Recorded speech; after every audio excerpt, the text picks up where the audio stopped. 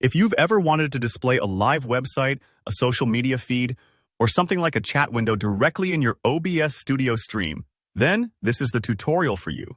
Today, I'll be guiding you through the process of adding a browser source to your OBS Studio scene. By the end of this video, you'll know exactly how to bring any web element right into your broadcast, making your streams more dynamic and interactive. Let's jump right into it. First, in your OBS Studio interface, you'll see a box labeled Sources at the bottom of the main window. If you can't spot it at first, just look for the panel where all your video, images, and layouts are listed. Now, click the little plus icon at the bottom left of that box. This plus button is your gateway for adding all sorts of new elements to your scene, and it's where all the magic happens when building your layouts. From the drop-down menu that appears, choose Browser. It might just say Browser or sometimes Browser Source, depending on your version of OBS. This selection is what allows you to pull a live web page or widget directly into your scene. Just think of it as opening a little window to the internet inside your stream. Next, you'll be prompted to give your new browser source a name.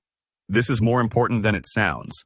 A good descriptive name like Twitch chat, viewer poll, or YouTube comments helps keep your scene organized, especially if you add multiple browser sources in the future.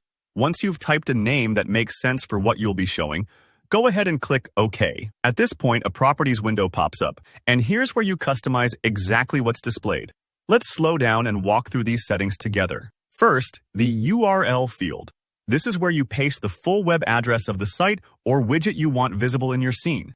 For example, if you want a live chat, copy that chat's widget link. If you want a poll or countdown timer, grab that URL. Make sure you get the whole address starting with https:// This ensures OBS knows where to pull from. Now, for width and height.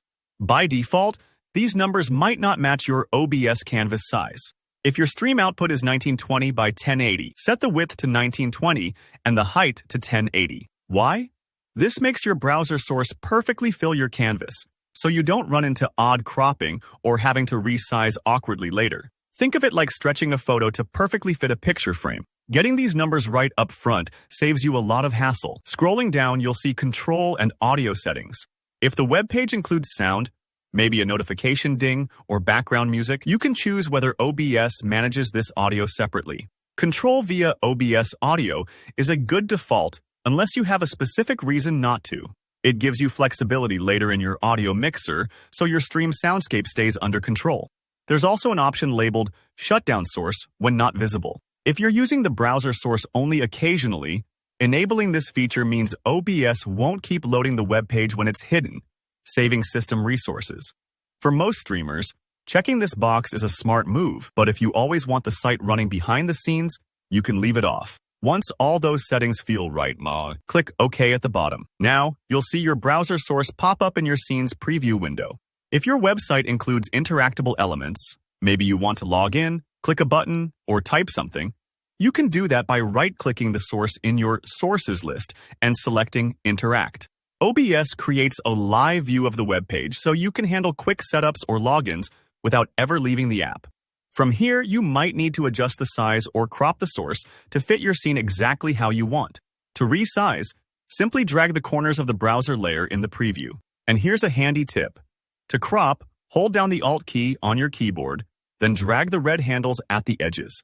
It's kind of like trimming the edges off a photo to focus on just the part you want your viewers to see, and that's all it takes. Your chosen website or widget is now fully embedded in your OBS scene, ready to wow your audience. If you found this tutorial helpful, please hit that like button and subscribe. It really helps the channel grow. Drop any questions you've got in the comments and I'll be sure to help you out. Thanks for watching, and here's to making your streams more engaging. One source at a time. See it.